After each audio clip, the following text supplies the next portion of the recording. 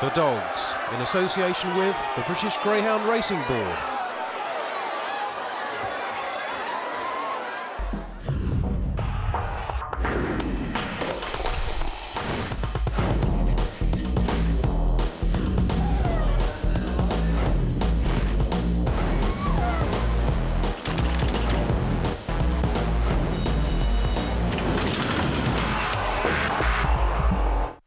Well, hello and welcome to another edition of The Dogs. We're here at Oxford for the William Hill PALL final. It's worth £8,000 to the winner. It's a stepping stone to the Blue Square Derby. Will it be the same this evening?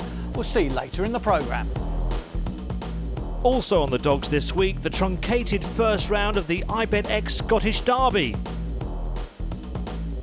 Crowds are plenty at the Sporting League evening at Sittingbourne. And highlights of the top-class meeting at Walthamstow for Stewards Cup night.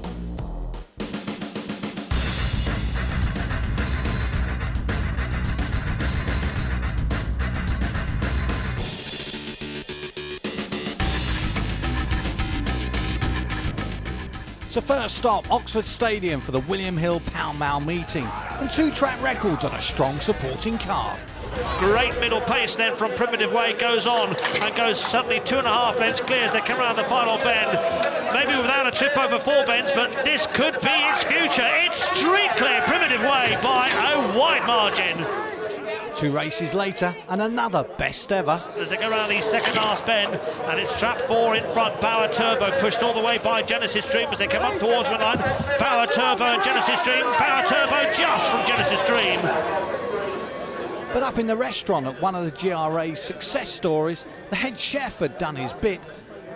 And now a tasty battle looked on the cards between the Claude Gardner trained Spears Tarquin here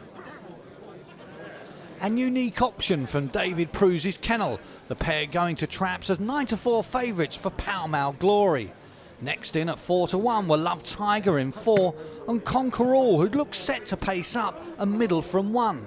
Follow Rio and Positive Step completed the field for the £8,000 Category 1.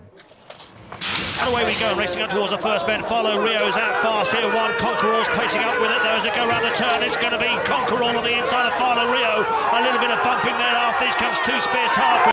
Conquer All's out in front and goes 4 lengths clear now from 2 Spears Tarquin in second. Then comes 6 Unique Option as they come around the second last bend. Conquer All still leading here. Spears Tarquin getting on its tail though and coming to challenge as they come up the home straight. Spears Tarquin's finishing too strong. Spears Tarquin wins for Claude Gardner, beats Conquer All back in second. Great performance from Spears Tarquin, made all the more impressive when you see how he was squeezed for room by 1 and 3 on leaving the traps before coming through to win for his Hove handler. Claude, absolutely brilliant, mate. No, it's brilliant dog, like. Lisa here does it really well, like she loves the dog, like, and like couldn't get him any better. Like he's a great hero, like he's a try battler. Like he comes from behind there and such a good dog, like it's unbelievable. Do you think at halfway he was going to win? I knew down the back straight he'd won. I knew down the back straight, I knew he'd catch 1. And all I wanted was to get a clear run behind it, and what he's done. But he's a battler, the old dog. He's a real good dog. All smiles at the presentation for the 3-year-old Spears Tarquin, getting better with age. Next stop, Wimbledon and the Blue Square Derby.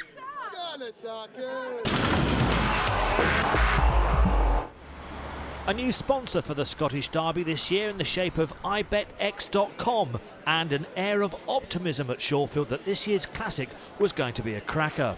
A big crowd had turned up at the Glasgow track for the 8 first-round heats, many to witness the Sandpooch sensation Barnfield on Air, who was generally 5-2 favourite with the bookmakers in the anti-post lists. He was odds-on for Heat 1, with second favourite Bubbly Totty, formerly known as Droopy's Totty, but recently bought by the Champagne Syndicate, next on the prices at 7-2. Good speed early on from Zigzag Zipper, also pacing up well is Barnfield on Air as they go round the first bend, and there's not much between them, although Zigzag Zipper quickens on now, improving his Bubbly Totty. Finding it tough on the inside is Barnfield on Air, and they've escaped from the others. They come down towards the second last bend, and the lead here with Zigzag Zipper, now challenged by 6 Bubbly Totty. Again, all at sea there is Barnfield on Air as they come round the final bend, and Bubbly Totty now asserting it's Ted Soppett's Bubbly Totty running away with this heat, wins by a good 3 lengths in the end from Zigzag Zipper, and holding on to third was Barnfield on Air. Well, it's been raining all day, and you can see here at the first bend how tacky the track had become on the inside, and even assistant Darren Keefe was slipping and sliding on the sand as he took his charge off the track. So on to Heat 2, where Paul Hennessy's Irish raider Tyra Laurel, runner-up in last year's Irish Derby, was sent off the 4-6 favourite. Next best was Pat Rosney's Highfield Hondo in trap 3. Away they go and racing up towards the first bend. Highfield Hondo out fast. Here comes 5 Tyra Laurel coming to challenge those. They go round the first bend and Tyra Laurel quickens on, and again Highfield Hondo getting the worst of the ground has gone absolutely nowhere. 6 is picking up ground now for Horn Dan as they head down the far side. It's Tyra Laurel, a good 4.5 lengths clear from for Horn Dan. They're leaving behind Highfield Hondo, who just can't go with them. Then they get back to Barnfield Mike. They come round the final bend, and it's an easy success for Tyra Laurel. Hoses up, Tyra Laurel wins, back in second for Horn Dan. Well, the Glasgow punters appreciating another strong Irish presence for this year's Scottish Derby, and Kevin Hennessy pleased as punch with the success of Tyra Laurel. With the going favouring the outside, punters had made Julie Bateson's Monsoon Jack the 6-4 favourite for Heat 3, whilst Killock Tail, a fast winner over at Clonmel, now in the care of Graham Frew, was next at 7-4. And there they go, and racing up towards the first bend. 1, Droopy Sheridan up with a pace on the inside. A little bit of crowding and jostling going on. Monsoon Jack was involved there. Outpace 4 is Mustang Hawk, but down the far side, Droopy Sheridan leads from Killock Tail. 2.5 lengths behind, a further 4 lengths back to Quernahau Tembo as they go round the second last bend. And it's Killock Tail coming to challenge Droopy Sheridan. A straight match between these two, it looks. They come up towards winner line. Killock Tail finishing much the best. Killock Tail wins, going away from Droopy Sheridan in second. Well, the rain continued and the trainers were very concerned about the track conditions, so Alex McTaggart, chief steward at Shawfield, along with the local vet, walked the track and discussed what would be best for the greyhounds, and a decision was made to abandon the rest of the meeting due to the poor state of the running surface. Well, what was to be a cracking night's racing ended up a damp squib. Racing Post journalist Peter Meldrum gave us his thoughts on the night. Well, racing tonight, and when we got to Glasgow, it was very heavy rain, and the track had been worked on yesterday apparently. I'm not too sure how heavy it was rotivated, or if it was rotivated. It did appear to be very heavy when we approached it. Afterwards the rain came down pretty heavily, and I thought when the first race being run was a handicap graded race, it looked very, very bad on the inside. My own personal opinion would have been to call a meeting off at that stage before the Derby actually got underway. But once it started the competition, I thought it was a wrong decision to abandon it halfway through. Conditions hadn't got any worse, no dogs had been injured, it was very, very slow. The dogs on the inside were definitely at a big disadvantage, but they weren't under any threat, so I think they should have allowed the competition to go on. The new schedule for the IBETX.com Scottish Derby at Shawfield looks like this. The remainder of the first round will be staged on Thursday. The second round now booked for Sunday afternoon. The semi-finals have been confirmed for Wednesday, with the final live on Sky. One man who was far from happy with the situation was Charlie Lister. He sounded disillusioned when we spoke to him. Well, it's been a long carry on really, because it's been on and off the Scottish Derby for 3 or 4 months, and it's never really been known what's been going to happen with it. And really, you know, we mostly planned for that race, and this year we didn't know what to do or what to plan, because we didn't know where it was going to be on. Personally, myself, I don't want to run my dogs 4 times in 9 days. It's too much, because there isn't enough space for travelling in between. You know, we get back here at 3 o'clock in the morning, and you know, it's too much for them. I think it is anyway. Well, it's maybe not too much for everybody's dogs, but I mean, I think it's too much for mine at this stage of the year. You know. So Charlie Lister has withdrawn his team for the Scottish Derby, but what about the anti-post favourite Barnfield on Air? Here's Darren Keefe. Well, it's just an absolute shambles, Clive, to be honest with you. Complete fiasco. Should you have run in the first place? Well, obviously, when I stepped onto the track with the dog, I knew the track was unfit for racing and that, but you'd only be cutting your nose off to spite your face if we pulled out and all the other dogs qualified and that, and the event went ahead, then we'd be the ones losing out. So we took our chance. But in the end, perhaps you probably preferred not to have run. Yeah, because it probably knocked the guts out of the dog a little bit. You know, it's a long enough way around at Shorefield anyway. And given the conditions, I thought the dog done well to qualify, really.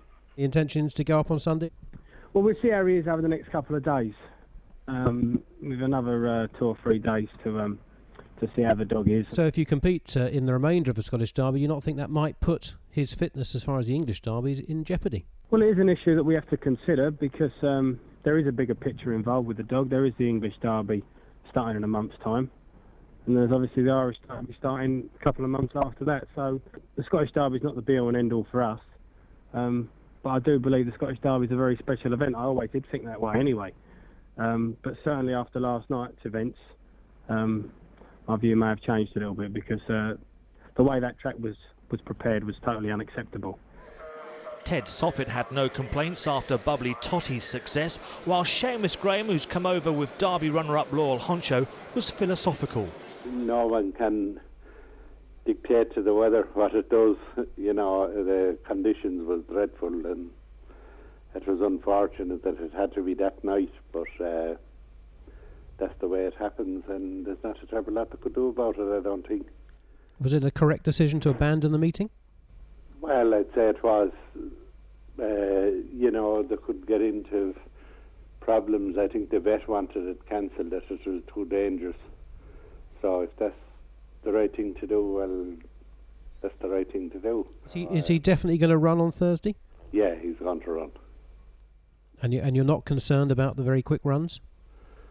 Well, I prefer they were different, but unfortunately the dog I have, he had an injury before he came over and in the Third Gold Cup, and I would have liked another week at home with him before he came, but couldn't have it, so you have to go by the calendar. Let's hope by the time we reach the final of the iBetX Scottish Derby, we have a lineup worthy of this prestigious competition. A final that can be seen live on Sky Sports on Saturday the 12th of April. Coming up after the break, we see how the house full signs were nearly up at Sittingbourne.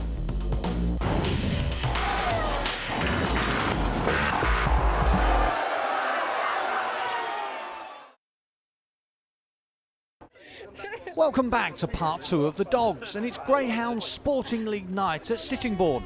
The coaches have arrived, the queues have formed, and all looks set fair for a cracking evening. The Greyhound Sporting League concept was taken up by the BGRB over a year ago, and tonight Sittingbourne has the house full signs up in the restaurant, and it's been a good start to the year for the Kent track. We're doing well, to be quite truthful.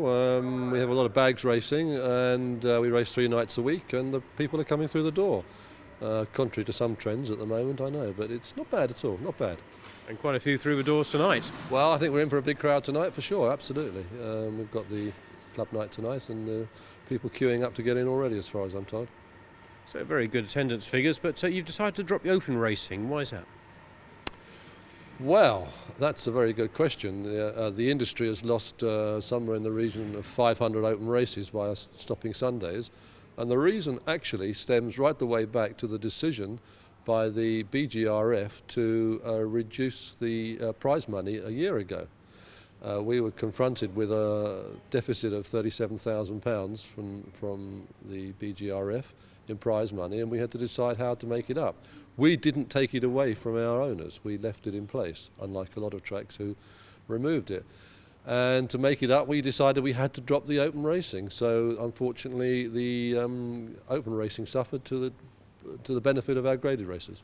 But the good news for open race fans is that the Kent Derby will be run.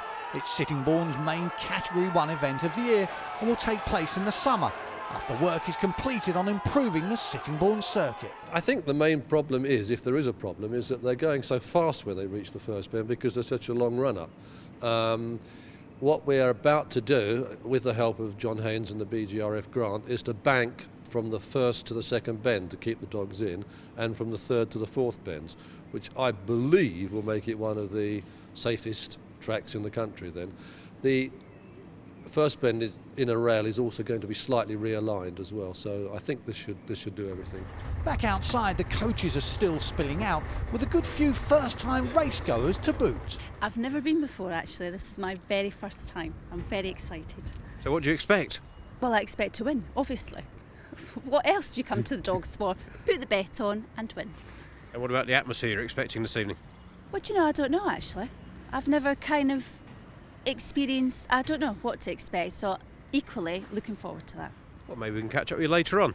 What about you, sir? You probably know what to expect here. Well, hopefully there'll be a few people, some good races in, and a few people going home with some money in their pocket. I hope. The extra attendance which the Sporting League nights provide are of course good for business. We've been having 1 or 2 a month, I believe, and we're going to continue for another year with it. Yeah, it brings a lot of local clubs in.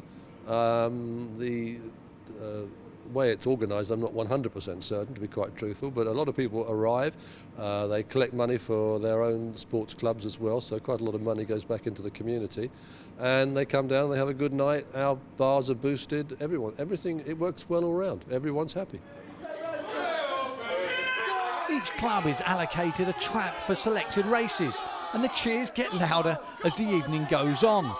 In this race at least, the Staplehurst and Monarchs Football Club are just touched off, but pick up points for second and are still up for the cup. Win or lose, it's about having fun. We've got 6 teams here this evening, all thoroughly enjoying themselves. Lots of families, children, having a wonderful time. And big queues at the turnstiles this evening. Yeah, I think that pleased Roger and the team here at Sittingbourne. It was good to see. We've got 3 coaches from 6 of the clubs arriving, and yeah, I mean the signs are we've got a big crowd in this evening. And of course that was the big plus behind the concept for the dog tracks. Yeah, I mean we've now done. I think this is a 252nd event in the last year. We brought in, in excess of 40,000 new customers into greyhound racing over that period of time. And delivered over that time again a 44% increase in attendances. So I think all in all, tracks and customers alike are delighted. Sittingbourne's regular crowd mixes with a few first-timers, and we caught up with our couple from earlier to see how they were getting on. Were the winners rolling in as hoped for? Your first experience of greyhound racing, how's it been so far? I am loving it. It has been fantastic. I haven't been before, as I said earlier, and it's just been the best night ever. Really enjoyed it. It's been great. You must be winning then. Yes, a little bit. Not very much, but I'm loving it anyway. It doesn't matter how much I've won. I'm just really liking it, yeah. It's been good. So what's the best thing so far? Apart from being here with a lovely young man, winning about, how much? We're about 120 up at the moment, I think. 120? I thought you said to me 60. That's me in trouble. No, we are. We're over 100 up anyway, so we're doing all right. Yeah, we've done well. Yeah, it's been good. Of course, so you've been to the dogs before, but what's it been like here at Sittingbourne? It's been fantastic. It's more luck than judgment that wins, but no, we had a really good night. It's great. It's fantastic up here. And how's it going for the team so far? Yeah, we're second place at the moment, I think, so it's going to be good. We'll just fingers crossed on the last few races and see if we can come home with the trophy. That'd be even better. Ultimately, the trophy didn't go to the Betshanger Colliery Welfare Cricket Club, but rather this group of young lads from Ashford United Football Club, and they made sure everybody knew. Brothers and sisters, mums and dads, they celebrated like they won the cup final. Well done, congratulations Ashford United FC. Well done. Bob, to the winner, the spoils. Oh, definitely. It's a fantastic evening tonight with this. This is the icing on the cake. We've actually raised a few quid tonight for the club. We're going to come back again. Definitely come back again. Aren't we, lads? Yeah! There you go. There's the answer. Yeah. From a personal point of view, did you make any money? I made some money, but not for me. I made it for the club. It'll all go to the club. But yeah, I did make some money. It's been an excellent night tonight. My first time. I think a lot of these, it's their first time. And I think they're going to be coming back. Definitely. So, David, fundraiser-run sporting leagues really getting bigger and better. Definitely. I mean, we hope to run 20% more events in 2008-9. As I've already mentioned, we're going to be expanding the programme to include not just sports clubs, but schools and charities as well. Yeah, so we expect the promotion to go from strength to strength. and that will continue to deliver good attendance growth for the greyhound industry. Maybe the replacement for the six-pack. Well, I mean, I think I don't see it being a replacement for the six-pack, because we know from speaking to the track owners that that's a tremendously successful promotion in its own right. But I do think there's room for two successful promotions in the industry, and I do think we have a long-term proposition here for the industry. Another successful Greyhound Sporting League night, and one will be coming to your local track soon.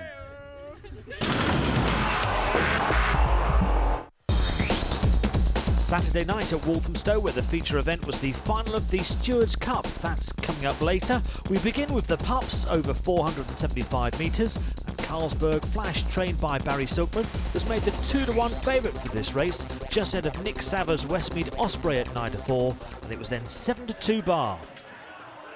Away they go, and racing up towards a first bend. Good start from Carlsberg Flash. Also pacing up well is Black Magic Jack. No run for Pod's Dilemma at the first bend, and that's caused all sorts of problems at the bend for Black Magic Jack. Now finds itself in front, but Westmead Osprey, who was almost last going into the first bend, turns handy and is now challenging for the lead. In fact, in front is Westmead Osprey. He leads here now by a length over Black Magic Jack, Carlsberg Flash, and then comes Castle Mary Podge. But up towards the winner line, it's all about Westmead Osprey. It's another Westmead winner at Walthamstow. In the other puppy events, Westmead Diver, who had beaten Rockburst Mace in the previous week, was the market leader. Ballymac Ken, who'd run such a game race in defeat in the Ladbroke Puppy Derby final, went off next at 7-2. And there they go, and racing up towards a first bend. Good start from Ballymac Ken, also pacing up well on the outside is Unique Picture. In behind, looking for a little bit of space there, Barnfield Loretto as they head down the far side. Ballymac Ken with the advantage of 2 lengths over 6. Unique Picture picking up ground all the time is Barnfield Loretto. After these comes 2 Westmead Diver. They come around the third bend, and it's 4 Ballymac Ken with the advantage. 5 Barnfield Loretto keeping on Westmead Diver, but as they come up towards winner line, Ballymac Ken will last home just ahead of Barnfield Loretto. We're now on to the £2,500 Stewards Cup final. Barnfield Slippy, who was by far the quickest in the heats, was the even money favourite for Sam Poots. Big Brett Cole and Aero Blackjack were next in the prices. There they go, and Aero Blackjack pings out of the boxes, leads up early, pace from Big Brett Cole. After these comes 2 Discreet Cat with nowhere to go. 6 Barnfield Slippy a little bit wide, and Clear Decision is outpaced along with Penny's Victor. They go past the stands, lap to go, and it's Aero Blackjack in front. Big Brett Cole looks ominous on the inside. On the outside is Barnfield Slippy. They head down the far side. Aero Blackjack still with the advantage. Here comes Barnfield Slippy. Big Brett Cole just tapped for toe momentarily. They come round the second last bend, and Aero Blackjack still repelling Barnfield Slippy. Then comes Big Brett Cole. It's Aero Blackjack, game as a pebble, still there. Aero Blackjack goes on to score. What a run, Aero Blackjack. Aero Blackjack, surely a force in all the 6-bend races this year.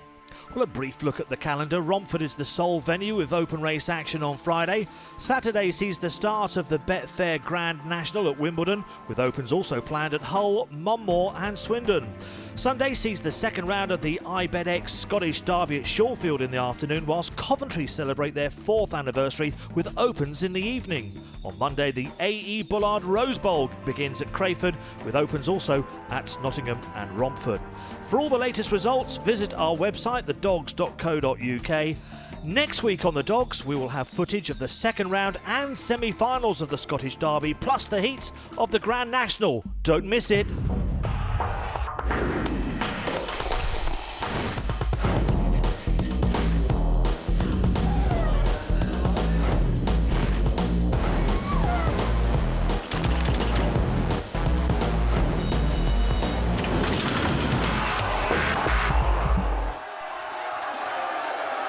The Dogs, in association with the British Greyhound Racing Board.